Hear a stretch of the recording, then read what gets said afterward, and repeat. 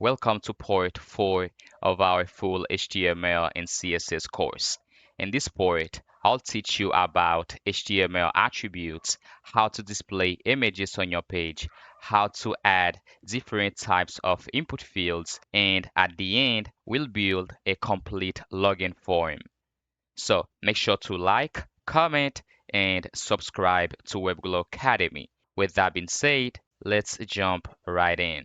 So open your code editor, and for this lesson, we'll actually create a new folder.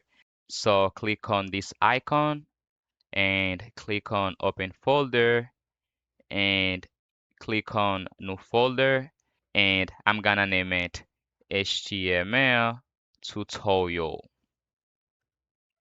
Then press enter, then select folder, and next let's create an HTML file. So type index.html, enter, type exclamation mark, and press tab to create the HTML boilerplate. Then you can change the title to HTML tutorial. Then you can close this file explorer. All right, so now let's learn about HTML attributes. What are HTML attributes? Attributes in HTML give extra information about the element. They always go inside the opening tag, and they usually come in a name and value pair. All right, so now let's see how attributes work by adding an image to our website using the img tag. So first of all, go to your project folder. You can just add an image, any image that you want. It can be PNG or JPG. So let's just add an image. I will just paste an image here inside of my project folder, and I will rename it. You can rename it if you want, but make sure that you name it something simple. For instance, my image, or you can just name it image and press enter. And now let's move back to our Visual Studio Code. If you click on this file icon right here, and you can see your image here. If you click on it, you should be able to see your image. You should be able to view your image. Clicking on this closing icon right here. And you can also close this tab as well. And again, let's put the code editor and the browser side by side. We will use the image tag to learn about HTML attributes. So just type img, which stands for image. It's just an image tag, and you will use it to display image on your website, and you will use it a lot. Press enter, and inside of this double quotes, you can just type your image name, image.png, and type enter. And inside of here, you can add a description for your image, my image.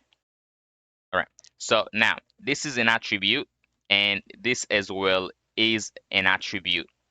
And as I said earlier, they usually come in a name and value pair. This is the name of the attribute, SRC, which stands for source, and this is the value, which is our image in this case. So the name of the attribute and the value. This SRC right here stand for source, as I said earlier. It tells the browser where to find the image, which is our image in this case, and here is our image, image.png. This alt attribute right here stand for alternative text, and the alt attribute is like a description of the image.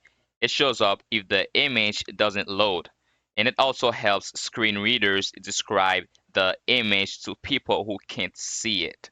So now you know about the alt attribute and about the SRC attribute. And there is a lot and a lot and a lot and a lot of attribute in HTML. And you will learn about all of these attributes as you keep on coding in HTML, as you keep on building project in HTML, you will learn about all of these attributes. All right, so now you have your image tag and you have the src attribute with its value, which is the image that you want to display on your website. And you also have the alt attribute, which can be used in case that the image doesn't load on your website. It's like the image description in case that something happened. Okay, let's say that the image cannot load on your website, then my image text will show up on your website. All right, so now if you press Ctrl plus S to save, you should immediately see your image. But the only problem is the image is too big, so we have to resize it a little bit. So let's say width equal to 100 or 200, and let's say height equal to 200 as well. And let me just make it smaller so you can see everything. Um, Let me put this right here. Okay, so now you should be able to see everything. So make sure that you write it as I wrote it. WIDTH equal double quotes 200. HEIGHT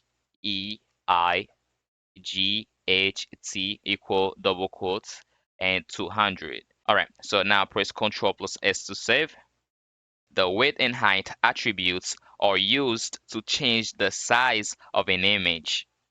Width controls how wide the image is, and height controls how tall it is. So if your image is too big, you can give it a width of 200 pixel. So if you give it a width of 200 pixel, it'll be 200 pixel wide. And if you give it a height of 200 pixel, so it'll be 200 pixel tall. So now I'm going to explain to you what pixel are. You heard me saying pixels, pixels, pixels, and I know not everybody knows what pixels are. So I'm going to explain to you what pixels are. Pixels are how we measure size on a screen. So if you set your image width to 200, so now your image will be set to 200 pixel wide from left to right. And if you set the height of your image to 200 pixel as well, so now your image will be 200 pixel tall from top to bottom. So now you know what pixels are. And one more time, pixels are how we measure size on a screen. Now, if you open your browser and right click anywhere on your browser and click on inspect, this is called the DevTools. It lets you visualize your code, edit your code, and so on. If you hover over your image tag, and as you can see, your image is highlighted. And now, if you hover over your image name, image.png, and as you can see the link of your image. All right. So now, if you right click and scroll all the way up, and you can click on edit as HTML, now you will be able to edit your code. Right below it, type opening angle bracket, then H1, then closing angle bracket. So inside of it, you can type subscribe to WebGlow, click anywhere outside, and there you go. So now you have a text that says subscribe to WebGlow. All right, and yes, you can subscribe to our channel, and you can also give this video a thumbs up and leave us any comment in the comment section down below because it helps a lot with the YouTube algorithm, like anything that you want. If you find this tutorial helpful, you can just leave us a comment in the comment section down below. Keep in mind, the changes that you make here are temporary. As soon as you refresh your browser, everything goes back to normal. your original code stays the same. So now, if you refresh your browser, and as you can see, everything came back to normal. Now, if you hold the left edge of your DevTools window and drag it to the left or to the right and look at the very top, you can see the width and height of your website on different screen sizes, phones, tablets, or laptops. The first number you see, the one that say 500 pixel, is the width. It shows how many pixels wide the screen is. And the second one, the one that says 428 pixels, the second number is the height, and it shows how many pixels tall it is. And as you can see, as long as you keep on dragging it to the left and to the right, the width keep changing, but the height stays the same. The height is still 428 pixels, while the width keep changing.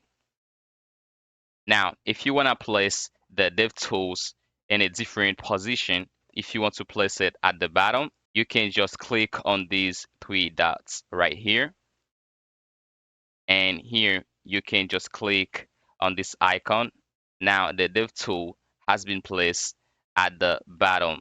And now if you do the same thing and hold the top edge of your DevTool window and drag it from bottom to top and top to bottom. And now, as you can see, the width stays the same, but the height keep changing. And this is because we are only changing the height of the screen. Click on this three dot right here and click on this icon right here. Now, if you do what you just did earlier, hold the left edge of your DevTool window, and now we're just changing the width of the screen. So that's why only the width of the screen is changing, but the height stays the same. And you can also click on this device icon right here. If you click here, you can choose any devices to see how your website look on them. For example, this Samsung Galaxy, just click on it. All right. And you can do a lot and a lot and a lot more. You can play around with it. So now, if you accidentally change something in the DevTools settings, all you have to do, click on these three dots and settings, then scroll all the way down and click on restore defaults and refresh. Restore defaults and refresh. All right, so now let's move back to our Visual Studio Code, and you can close this dev tool. Let me show you how to close it. To close your dev tool, just click on this closing icon. Put the browser and the code editor side by side as usual. All right, so now you can also add a title attribute to your image. So the title attributes gives extra information about the image. You can just type title and say this is a car and press Ctrl plus S to save. So now when someone hovers over the image, they'll see a little pop-up that says this is a car. You see, when you hover over the image, you see a little message, a little pop-up message that says this is a car. And of course, you can change the width and the height. If you want, you can set it to 100, 200, 300, to whatever you want. I'm going to teach you how to display different types of input on your web page. The input tag in HTML is like a little box where people can type stuff into a web page. You use it to get information from users like their name, email, password, date, or even a file. There are many types of input in HTML, and each one has its own special job. So first of all, let's learn how to display a text input on our web page. So to display a text input on your web page, all you have to do is come down here and type. First of all, let's create an H1, and let's say this is a text input. All right, perfect. So now let me increase it a little bit so you can see everything. All right, perfect. So now right below here, we can type input and press enter. It should autocomplete for you. Make sure to set the type to text. All right, so now let's learn how to display a password input as well. So come down here and type input. First of all, let's type H1, and inside it you can type this is a password input. All right, perfect. So now right below here you can type input and press enter, and make sure to set the type to password. Password, okay, perfect. So now let's also learn how to display an email input. So come all the way here and type H1, press enter. It should autocomplete for you. This is an email input. Okay, so now come down here and type input. Set the type to email. Okay, so now let's also create a number input. H1, sorry, H1. This is a number input, and come down here, input, and set the type to number. Sorry, number. And let's create a date input as well. So come down here and H1. This is a date input, and type input and set the type to date. And now let's also create a color input. Come down here, H1. This is a color input, and right below here type input and set the type to color. Perfect. And let's also create a file input, H1. This is a file input, and come down here and type input. All right, so now let me go ahead and explain all of this thing to you right now. So now the text input lets the user type plain text like their name or a message, and the password input lets the user type a password but hides the characters, and the email input lets the user enter email addresses, and the number input only allows number and show little arrows to go up and down, and the date input shows a calendar so the user can pick a date, and the color input opens a color picker so you can choose any color you want, and the file input opens the user's device to upload a file. Well, now if you open your website, and now as you can see, you have a text input, you have a password input, you have an email input, and you have a number input, and you have a date input, and you have a color input, and you have a file input. Well, now let's type some text inside a text input. So I'm going to type WebGlow. As you can see, it lets me write text. All right, so now let's type some text inside a password input to see what will happen. My password 1, 2, 3. And as you can see, it hides the text. So if you click on this little icon, if you click on this eye icon right here, and as you can see, now it shows the password. And if you click back, now as you can see, it hides the password. So now inside the email input, type whatever you want. Let's say I don't really know what to type. Let me see. Let me think of an email. Let's say Ellen at gmail.com. Okay.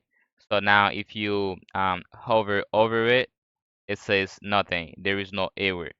Let's remove the at right here. If you hover over it, as you can see, you have a little message right here that says, please include a NAT in the email address. It's only saying it because this is an email input and you have to add a correct email.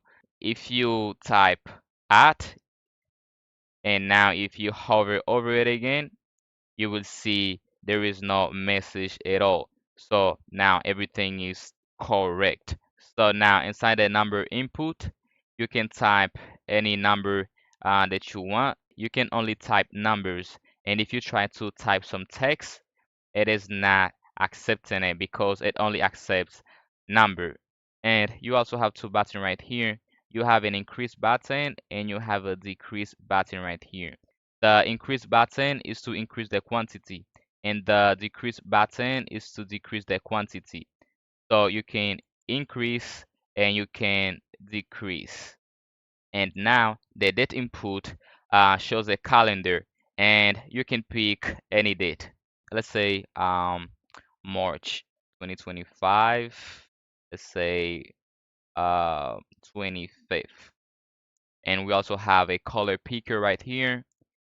You can choose any color that you want. You can choose red. You can also choose yellow, any color that you want. Any color, blue, green, yellow, uh, any color that you want. So this is a color picker. And right down here, we have to change the type to file because we already have a color input. So let's go back. Let's change the type to file. Okay, press Ctrl plus S to save. Now open your browser again. And now as you can see, you'll have a file input and you have a little message here that says choose file. And if you click on it, it'll take you to your file explorer where you can choose a file. You can choose like any type of file. But to make it interactive, you must add JavaScript to your web page to make it interactive. Now, let me go ahead and explain to you what the type stand for. In HTML, we usually use the type attribute with the input tag. It tells the browser what kind of box to show, like a text box, a password field, a number input, or an email input, or a date input. And we also use another attribute called placeholder. The placeholder attribute adds a short message inside a box to tell the user what to type. But the message goes away as soon as the user starts typing. So you can come here inside this text input, you can type placeholder, oh sorry, holder, and here you can type enter your name. And down here you can type placeholder, enter your password. And here you can type placeholder, enter your email, and inside here you can type placeholder, enter a number. And now as you can see inside the text input you have a message that says enter your name. And as soon as you start typing, for instance, if you type Ellen, and as you can see, the little message goes away as soon as you start typing. And inside the password input, you also have a message that says enter your password. And you also have a message here that says enter your email, enter a number. All right, so that's perfect. Next thing I'm going to teach you is the difference between opening tag, closing tag, and self-closing tag. You've noticed that the input tag doesn't come in a pair. It doesn't have a closing tag. Well, in HTML, there are opening tag and closing tag and self-closing tag. When a tag comes in a pair, like this H1 right here, it because it holds content inside. But a self-closing tag doesn't have any content inside, so it closes itself. Well, now it's time to build the login form. So open your code editor and we'll use the first folder we started with at the very beginning of this course. Head over to your login HTML file. Next, right click anywhere and click on open with live server. So next thing I'm gonna do, I'm gonna put the browser and the code editor side by side. Then head over to our Discord design template channel, click on it, and here is the login form we'll build in this tutorial. So scroll down here and click on this download icon, click on it, then double click the file. What we'll do actually, I'm just gonna close this window. This is the login form we'll build. So what I'm gonna do, I'm gonna leave it here as a reference. All right, so now head back to your page. Okay, so now it's time to work on our project. So first of all, I'm gonna create the box and I'm gonna be using the div element to create the box. So come here, we'll type div, we'll give it a class name container. Okay, so now inside it, I'm gonna use an h2 to create this text right here. Type h2 and let's give it a class name. Let's say welcome text. Let me make this T capital. So now copy this text right here and paste it in here. And then press Ctrl plus S to save. Now, if you head over to your page, you will see a big bold text right here that says welcome back. Perfect. So now next thing I'm gonna create will be um, these two input field. So the first input field will be an email input field and the second one will be a password input field. So come down here and type input, um, sorry, input, and the type will be email. And then we'll have a placeholder, and the placeholder will say enter your email. So now, if you press Ctrl plus S to save and head over to your page, you should see an email input field. Perfect. So now it's time to create a password input field. So you can just copy this one and just paste it right below here. Then come here and you can change this text to say enter your password. Perfect. So now come here and let's give it a class name, password.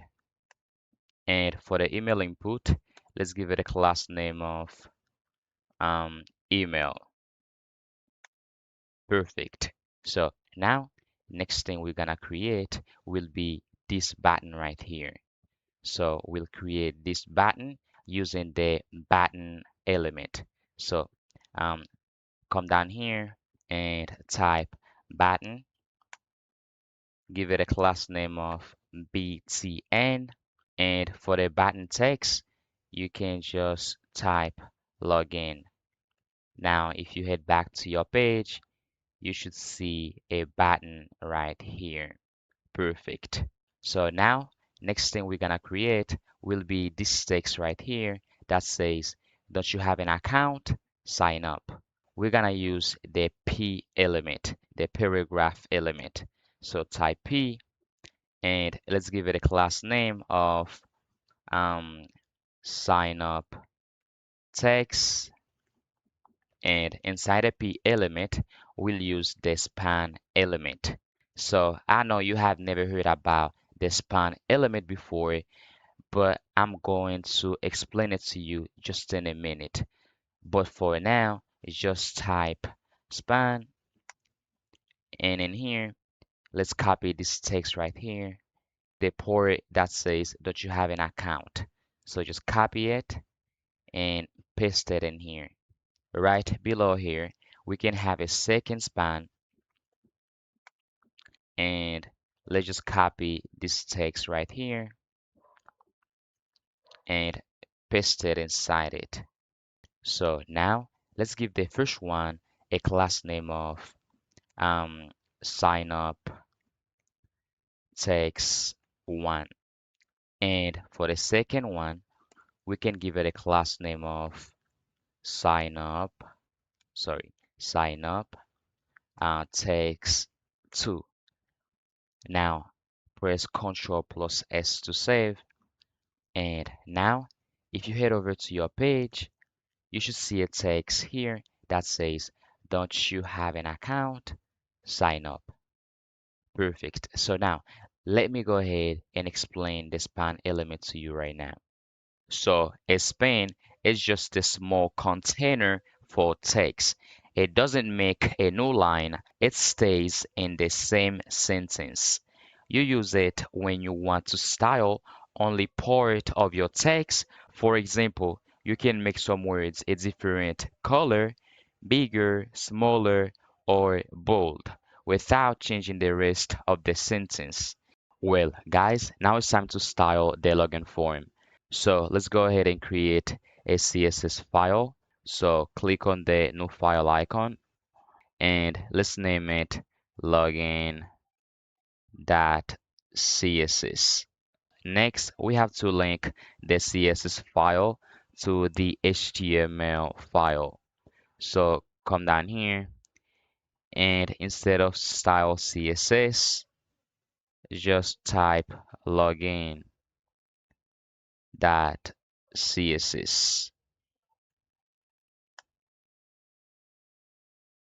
Well, now you can head back to your login CSS file.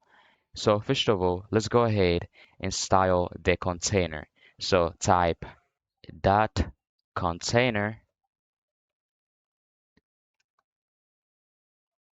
The first thing we're gonna do, we'll give it a width, a height, and then we'll give it a background color.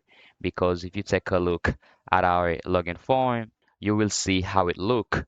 As you can see, we have a black box, and inside it we have the email input field, and we have the password input field, button, and text. But all of these are actually inside a black box. So that's why we have to create that box. We have to give it a width and a height, and then we'll give it a dark background color.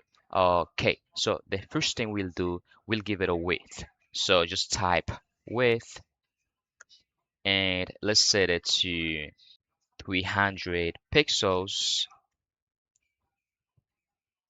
And next, we'll give it a height. So you can just type height and let's also give it 300 pixels. Perfect. So next, we'll give it a background color and the background color will be hash 23233B. Now, if you press Ctrl plus S to save, now as you can see, the login form has a dark background color. So before we style the welcome text and this input field and this button right here and this don't you have an account sign up text, first of all, I will explain this line of code to you right now. This is actually called a hex color code. It's just a way to tell the computer what color you want. So the hash at the start means it's a color code, and the 6 characters after the hash are 3 pairs, and each pair controls one color: red, green, and blue. So the first 2 characters, which is the 23, are for red, and the next 2 characters, which is also 23, are for green, and the last 2 characters, which is this 3B right here, are for blue. So each character can be a number from 0 to 9 or a letter from A to F. So the first 2 characters, 23, tell the red color amount. The next two, 23, tell the green color amount. The last two, 3B, tell the blue color amount. So if you want, you can create your own hex color if you want. Let's say you want to create a random hex color. You can just type, let's say 44, 34, let's say 22. Now, if you press Ctrl plus S to save, this is like a brown color. It's look like a brown color. But if you want a specific color, for instance, like if you want a red color or a blue color or a yellow color, if you don't know how to create it using the hex code, so what you can do, you can basically go to this website. I will leave you the link in the video description down below. You can generate your own hex color code, or you can just click on explore. You will be able to see many hex color code. If you want to use this yellow color, you can just click on it, and then you can head back to your Visual Studio Code. You can just paste it here.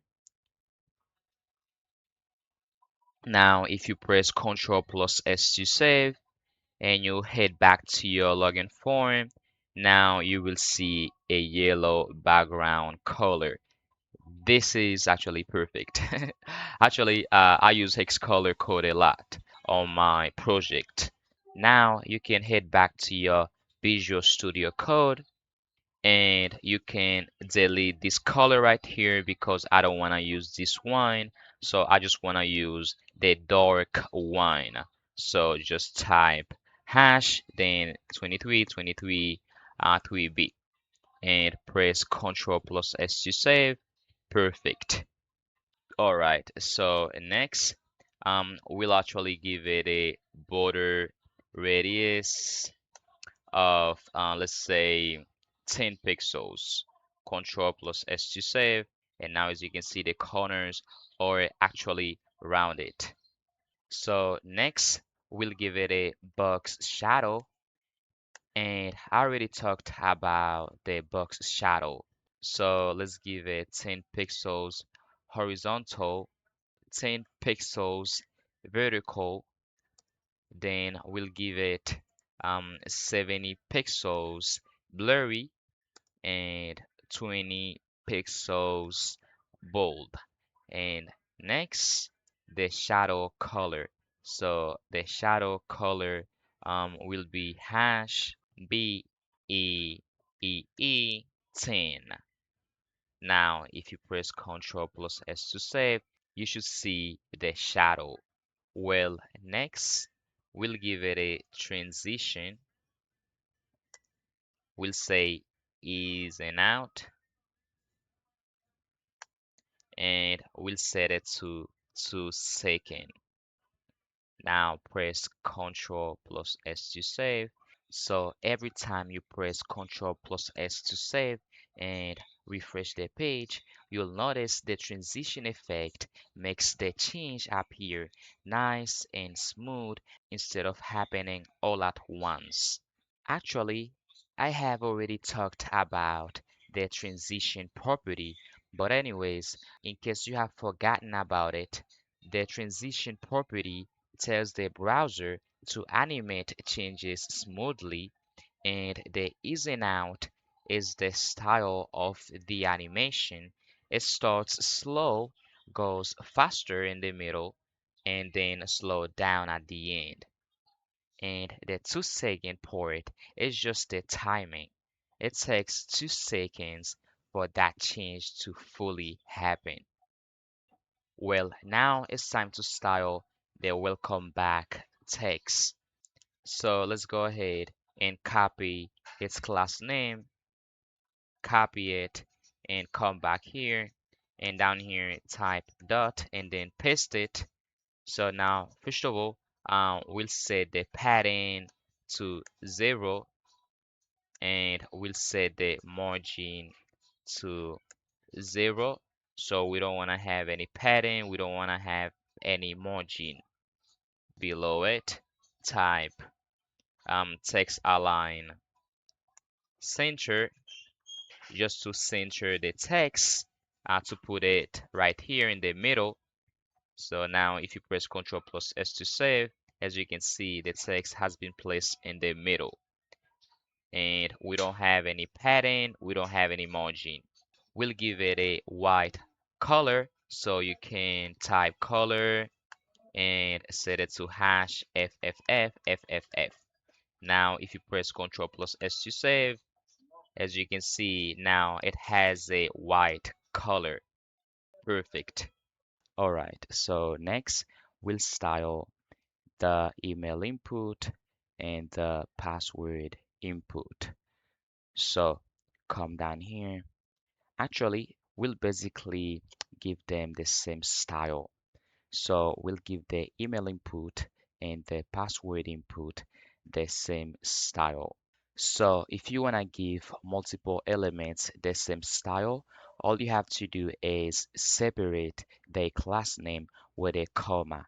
So since we want to give the email input and the password input the same style, so I'm just going to type that. First of all, let me go ahead and get the email input and the password input class name because I don't really remember the class name.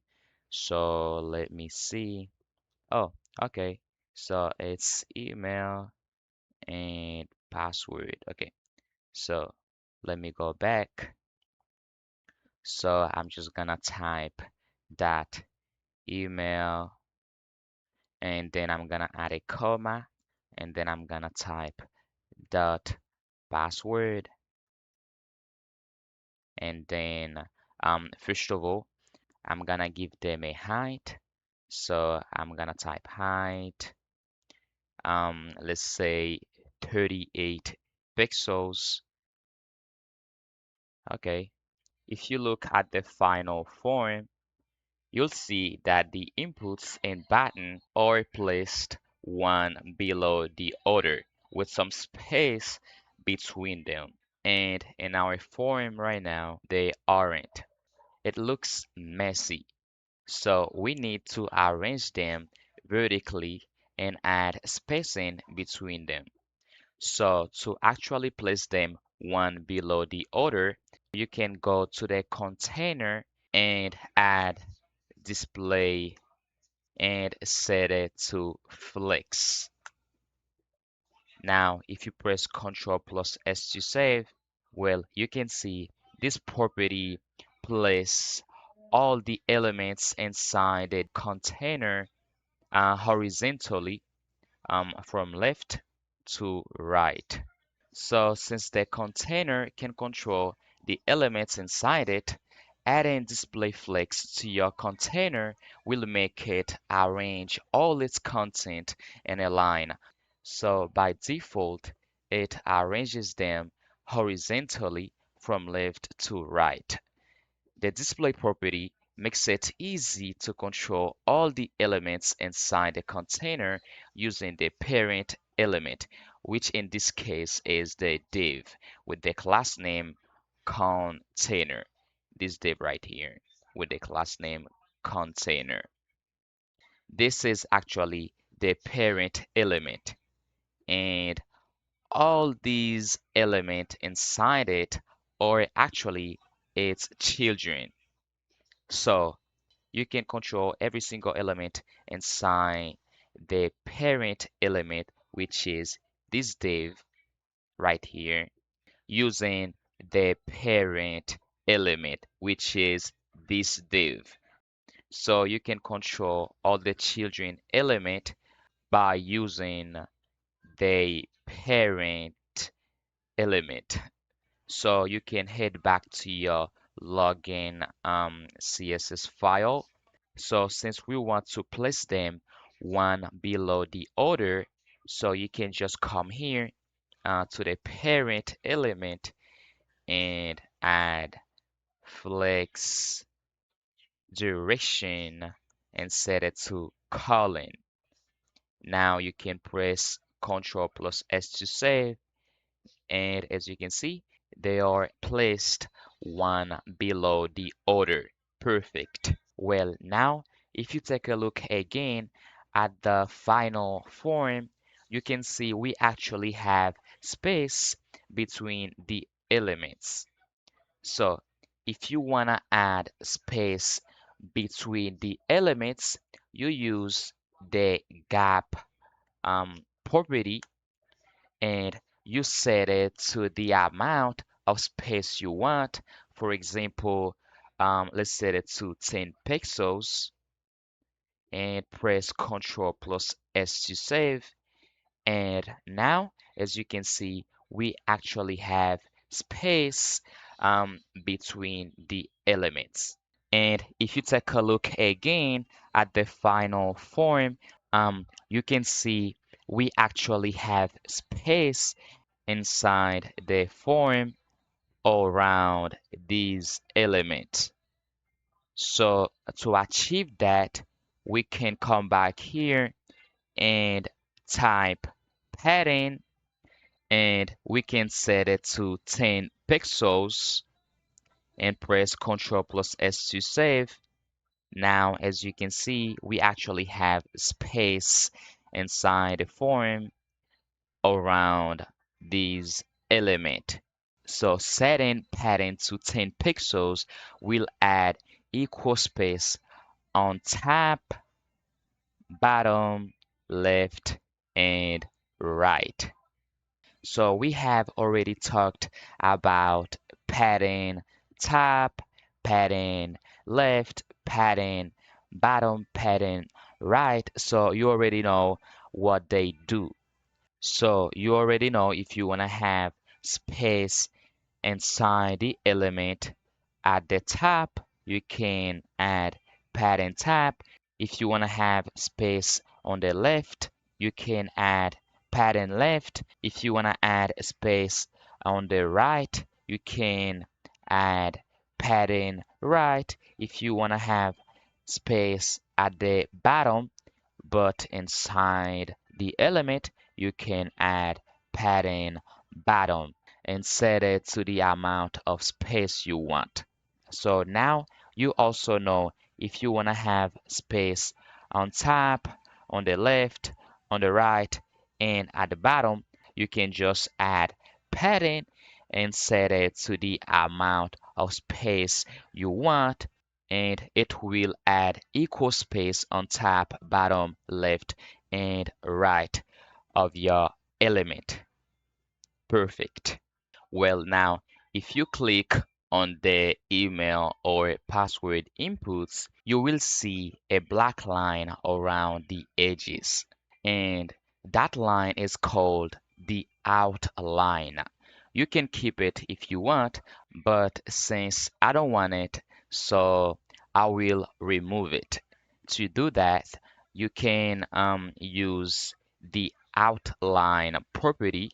So type outline and set it to none. Now you can press Ctrl plus S to save.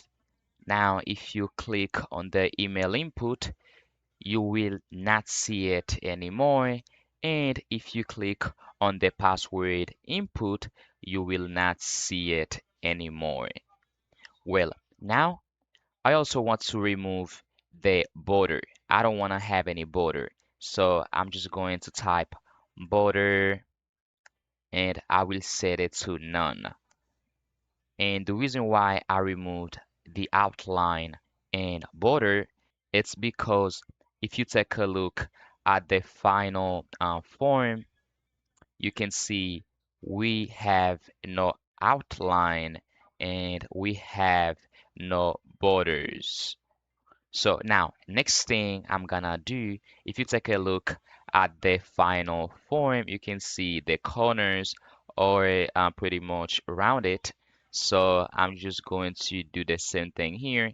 I'm just going to add a border radius, let's say 4 pixels, Control plus S to save.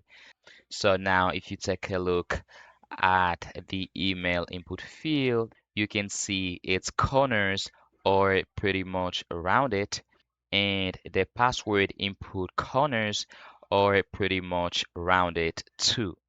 Perfect. Well, next, I want to make the placeholder text look bigger.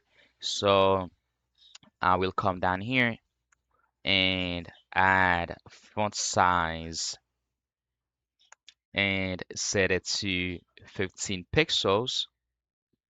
Now, if you press Ctrl plus S to save, as you can see, the placeholder text is bigger.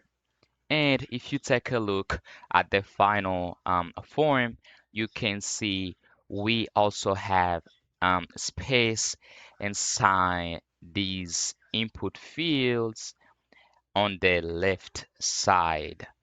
So I also want to add some space inside the input field on the left side. So I'm just going to add padding left, and I'm going to set it to 10 pixels, Control plus S to save. So now we have space inside the email and the password input field on the left side.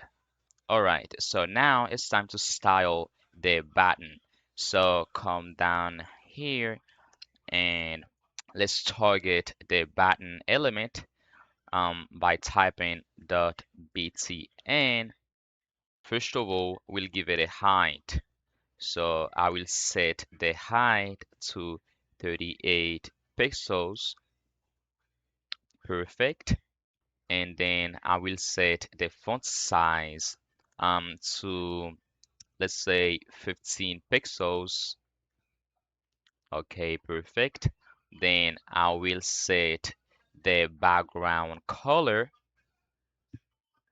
I will set it to a yellow color. So I will type hash FFFB16. Then I will press Ctrl plus S to save. As you can see, its background color is yellow. And next, I want to give it a border radius. So I will set the border radius to 5 pixels. And next, I will set the border to none. Okay, perfect. And next, I will set the button text color. I will set it to a dark color. Let's say color hash. Okay, let me use this color, this 3B. Okay, perfect. And then I will set the font weight to bold, and then I will set the cursor to pointer. So actually, we have already talked about all of these CSS properties, so you should already know about them. And next, when I hover over this button, I want to change its background color and its text. And I want to give it a white border, and I will give it a transition with a duration of 3 seconds.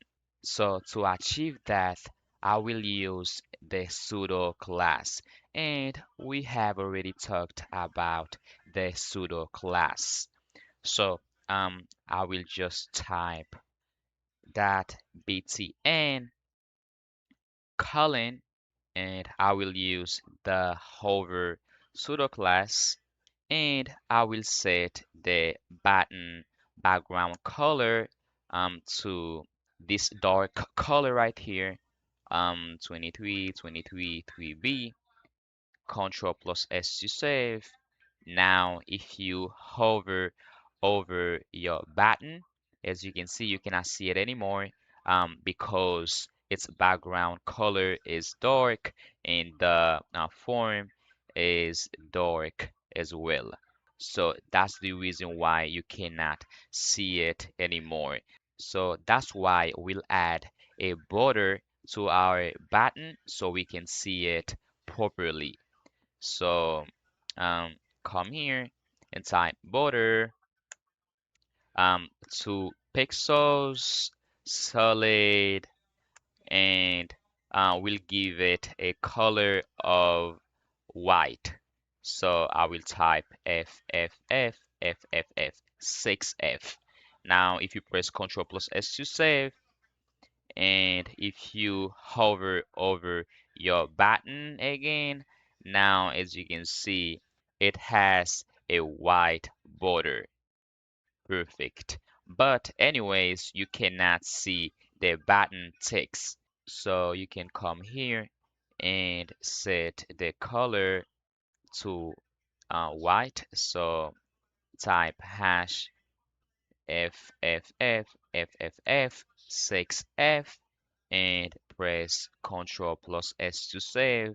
So now, if you hover over your button again, now you can properly see the button text. Perfect. So next, I want to add a um, transition of 3 seconds. Now press Ctrl plus S to save. So now if you hover over it again, you can see the change happen smoothly, slowly, instead of instantly. Perfect. All right, so next we're gonna style this text right here. First of all, we're gonna style the don't you have an account text, and then we're gonna style this sign up text. We'll give this text, sorry, we'll give this text a white color, and we'll give this sign up text, let me see, we're gonna give it a yellow color. We're gonna give this sign up text a yellow color. Perfect. All right. So, okay, so head over to your login HTML file. So I'm gonna copy this class name, the paragraph class name. I'm gonna copy it, and I'm gonna head over to my login CSS file. And down here, I'm gonna type that and I'm gonna paste it. All right, so since this paragraph element is the parent of these two span element, so we can control these two span element by using the paragraph element. All right, so head back to your login CSS file. And here, first of all, I will remove the default padding and the default margin of the paragraph element. So I'm just gonna type padding and I'm gonna set it to 0 and I'm gonna type margin and then I'm gonna set it to 0. Let me see, let me remove this comma here. Control plus S to save. All right, perfect. So next, I want to place this entire text in the middle. So I want to center it. So to achieve that, I can use another CSS property called text align and set it to center. So this will center this text right here. So if you apply text align to the parent element, it will move all the text inside it to the center. So if you head back to your login CSS file and press Ctrl plus S to save, so now as you can see, the text is placed in the center. All right, perfect. So next, I want to give this text a white color, and I want to give this one a yellow color. All right, so what I'm gonna do, I'm gonna go ahead and head back to my login HTML file, and I'm gonna copy this class name, sign up text one, and I'm gonna give this text, don't you have an account? I'm gonna give it a white color, and then I'm gonna give this text a yellow color. All right, so let me head over to my login CSS file. I'm gonna type that, and then I'm gonna paste it. And then here, I'm gonna type color, and I'm gonna set it to white. Next, I'm gonna come down here, and I'm gonna type that, and I'm gonna paste the class name again, but I'm gonna change it to sign up text 2 instead of sign up text 1. And now what I'm gonna do, I'm gonna type color and I'm gonna set it to hash FFF B16. This is actually a yellow color. Now you can press Ctrl plus S to save. Now, as you can see, this text that you have an account is white, and this sign up right here is yellow. And next, I'm gonna give it a font weight. Let me scroll down here, and I'm gonna set it to bold, and I'm gonna set the cursor to pointer. Now, if you press Ctrl plus S to save, as you can see, now the sign up text is bold. And if you hover over it, you will be able to see the little hand indicating that is clickable. And next, if you head over to the final form, you can see when you hover over it, the shadow color changes to a different color. So that's what we'll do right now. All right, so to achieve that, scroll up. We'll use the hover pseudo class on the container class. So type container colon hover, and then here, so what I'm gonna do, I'm actually gonna copy this box shadow property with its value. I'm gonna copy it, and I'm gonna come down here, I'm gonna paste it here, and the only thing I'm gonna change is the color. I'm gonna set it to a different color when someone hover over it. So I'm gonna set it to 23, 23, 3B. Control plus S to save. Perfect. Now if you hover over your login form, the shadow should change. Let me refresh. Now if you hover over it, and as you can see, the shadow color changes to a different color. And next, I'm gonna copy this entire transition property with its value, and I'm gonna paste it down here.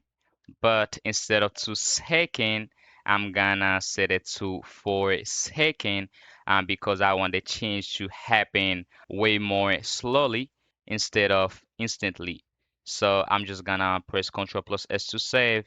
Well, now if you hover over it again, you will see that the change takes a bit longer to happen.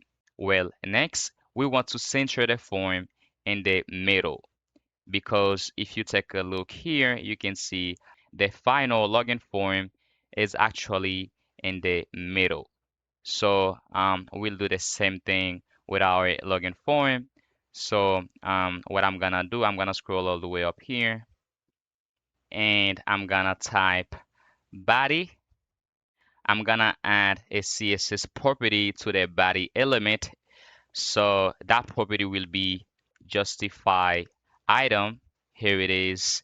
And I'm gonna set it to center. So this will actually center every element inside the body section in the middle. So if you press Ctrl plus S to save, now as you can see, the login form has been placed in the middle. So now if you want, you can even set a background color to the body element. So type background color, and if you set it to this color right here, to this dark color, so now as you can see, the entire website background color is set to dark. That's because the body element is the main part of the page. So adding a background color to the body will color the whole page since the body is the main part of the page. Well, I know we have been using some CSS properties that might seem a bit advanced, like display, flex direction, align items, and gap. Well, if that's a little bit confusing right now, that's totally fine. We'll learn about them in more detail in part 5 when we start learning about layouts and flexbox. And guys, that's how we finish part 4 of our full HTML and CSS course. In part 5, I'll teach you about layouts, flexbox, and more. And by the end, we'll build a complete e-commerce website from scratch using only HTML and CSS. So make sure to like, comment, and subscribe to WebGlow Academy so you don't miss part 5. So see you in the next lesson.